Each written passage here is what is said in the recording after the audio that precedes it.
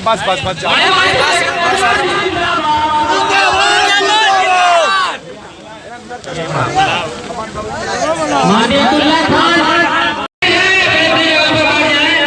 सभी साथी अपनी अपनी जगह पर बैठ जाएं।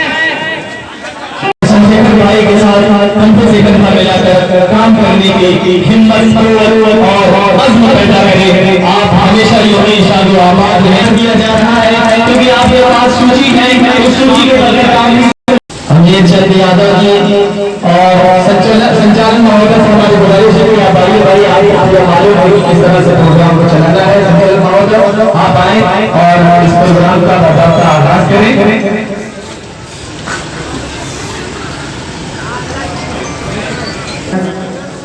अपनी बात करने से पहले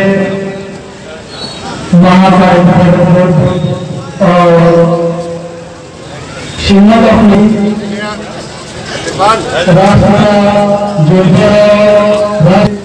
बहुजन समाज में सभी संतों को मैं सभी को नमन करता हूँ। बीच में साथ में चलता है उत्तर प्रदेश के जिला सचिव और नासिक और कमेटी के सदस्य तरह से बढ़ रही है और छात्रों को जिस तरह से नौकरी नहीं मिल रही है। पहले जो है दलित समाज या फिर दलित समाज आदिवासी समाज से जो बच्चा आरक्षण के लिए आरक्षण पाता था और आराम से बीएड और बीएड कर लेता था, लेकिन आज के समय में उनको जो है भारी रकम की वजह से वो बीएड नहीं कर पा रहे। महंगाई क्यों बढ़ रही है आप जानते हैं क्या? मैं आपको थोड़ा सा जानकारी दे देता हूँ मीडिया के साथियों। महंगाई इसलिए बढ़ रही है कि हम यहाँ से मैन्युफैक्चरिंग नहीं कर रहे हैं। हम बहुत दुनिया में से कई देशों से बहुत सारी चीज़ें निर्यात कर रहे हैं, खरीद रहे हैं। वो वहाँ से आती फिर उन पर टैक्स लगता है तो उनके दाम बढ़ जाते हैं, इसलिए महंगाई बढ़ रही है।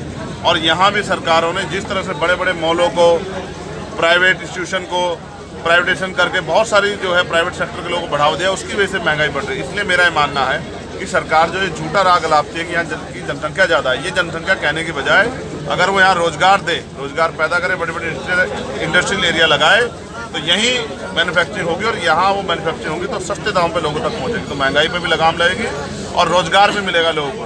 लेकिन ये सरकार रोजगार देना ही नहीं चाहती, क्योंकि ये सरकार तो दलित पिछड़े और जो मुसलमान और जैन सिख बौद्ध ईसाई पारसी हैं, जो धार्मिक अल्पसंख्यक हैं, उनको जमी दर्ज करने वाली सरकार है, उनको हैंड टू माउथ करने वाली सरकार है, उनको गुलाम बनाने वाली सरकार है। इसलिए मैं फिर कहना चाहता हूँ इनके बातों में आके अपने तरक्की के रास्ते खत्म ना करें।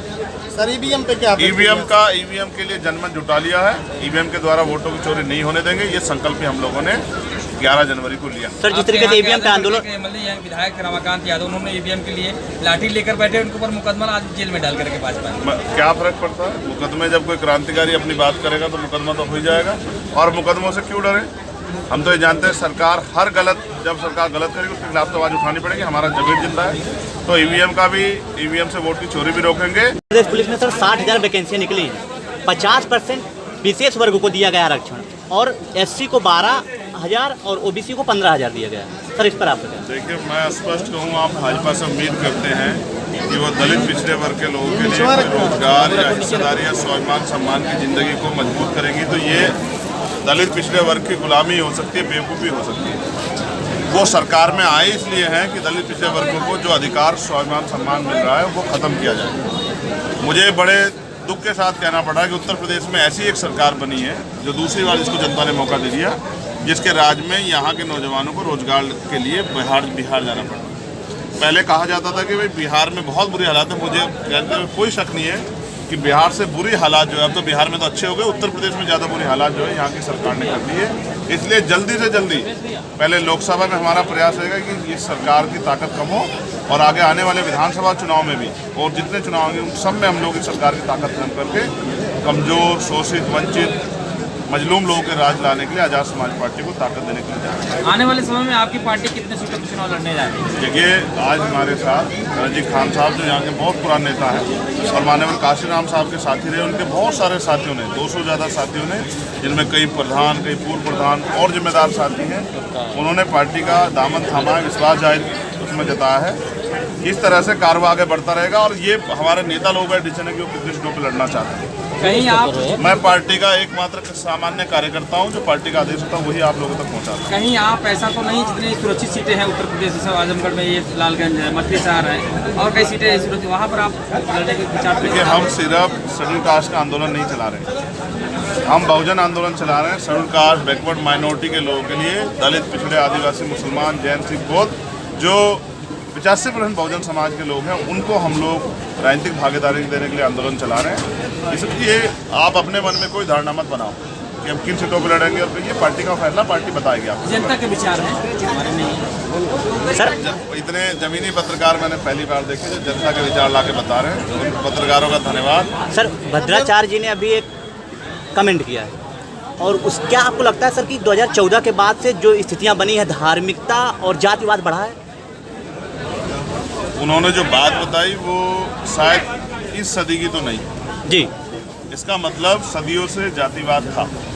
पहले वर्ण, फिर जाति, और जातियाँ जिन्होंने बनाई उसमें जातियों में विशेषाधिकार बनाए, किसी को छोटा बनाया, किसी को बड़ा बनाया। बनाने वाले लोग बहुत नालायक श्रेणी के लोग, अगर वो लायक श्रेणी के लोग होते तो गैर बराबरी नहीं बनाते, सब में भाईचारा बनाते। और मैं मानता हूँ कि संत की भाषा लोगों के लिए जोड़ने के लिए होती है, उनको मार्गदर्शन करने के लिए। कोई संत अगर गलत भाषा का प्रयोग करें तो उसको संत नहीं मानना चाहिए। मैं उनसे बहुत नाराज़ हूँ, सख्त नाराज़ हूँ, क्योंकि उन्होंने 2-3 भाषण ऐसे दिए। पहला उनका भाषण है कि ओबीसी SC ST का आरक्षण ख़त्म कर देना चाहिए, वरना रक्त क्रांति हो जाएगी। मैं पूछना चाहता हूँ कि आप रक्त क्रांति करके देश का माहौल ख़राब करना चाहते हैं? आपके इस आरक्षण में आपका योगदान क्या है? आपने दिया कुछ नहीं है सदियों से, और आप जो मिला उसको छीनना चाहते हैं। फिर उन्होंने भाषण दिया कि मरे मुलायम काशी राम प्रेम से बोलो। मान्यवर मुलायम सिंह जी भी और मान्यवर काशी राम साहब भी हमारे आदरणीय, हमारे महापुरुष हैं। उनका योगदान है कमज़ोर वर्गों को अपने पैरों पर खड़ा करने का। अगर कोई उनका अपमान करेगा, मान्यवर काशी राम साहब हमारे पिता तुल्य हैं, गुरु हैं, और गुरु का दर्जा पिता से भी बड़ा होता है, माता से भी बड़ा होता है। अगर कोई हमारे गुरु का, हमारे रहबर का अपमान करेगा तो फिर उसको हम संविधान के जरिए सबक सिखाना जानते हैं। एक सवाल और आपसे, जिस तरह से राम मंदिर, जल्द हम उन पर मुकदमा दर्ज कराएंगे और बहुत जल्द वो आपको माफ़ी मांगते दिखाई देंगे। मेरी बात को आप याद रखें। एक राम मंदिर जिस तरह से माहौल बना के बीजेपी भाजपा सरकार कर रही है, आपको निमंत्रण मिला है क्या? नहीं, मुझे निमंत्रण नहीं मिला, मगर मैं आपको याद दिला दूं कि आप आजमगढ़ की धरती पे हैं। ये बहुजन आंदोलन की सबसे ताकतवर धरती है। सबसे पहला MP उत्तर प्रदेश में बहुजन आंदोलन का रामकृष्ण यादव जी के रूप में यहीं जीता, इन्हीं लोगों ने जिता के भेजा।